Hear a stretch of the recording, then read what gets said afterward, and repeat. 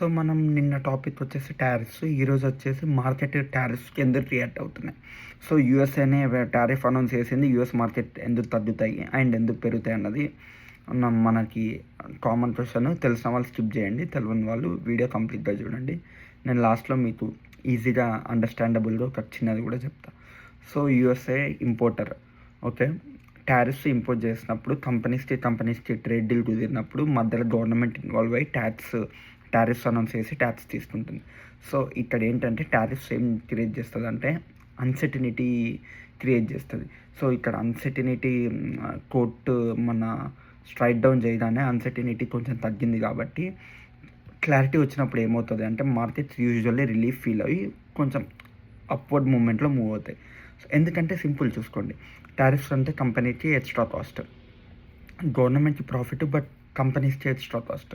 So, cost క్లా clarity వస్తే profit expectations కూడా ఇంప్రూవ్ అవుతాయి. సో, ఇక్కడ ఏమంటే మొన్న దానివల్ల ఎక్స్‌పెక్టేషన్స్ పెరిగాయి కాబట్టి ఇన్వెస్టర్స్‌లో కొంచెం కాన్ఫిడెన్స్ పెరుగుతది. సో, కాన్ఫిడెన్స్ పెరిగినప్పుడు ఏందంటే మనం మార్కెట్‌లో కొంచెం మూమెంటమ్ చూస్తాము. ఎస్పెషల్లీ ఎస్ఎంపీ అండ్ నాస్డాక్‌లో మూమెంటమ్ చూస్తాం.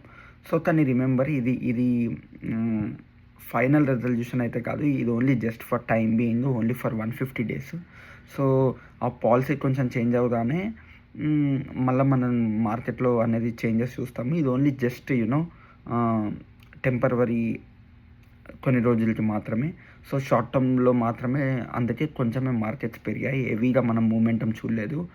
సో, అండ్ ఇప్పుడు మార్కెట్స్ కానీ కొంచెం రిలీఫ్ మోడ్‌లోనే ఉన్నాయి. కానీ ఫుల్ గ్రీన్ సిగ్నల్ ఇంకా రాలేదు. ఎందుకంటే కంప్లీట్‌గా వాళ్ళకి క్లారిటీ అనేది లేదు ఇన్వెస్టర్స్‌కి. అండ్ అంతే. మీకేమన్నా అర్థం కాకపోతే మాత్రం కింద నాకు మెసేజ్ చేయండి.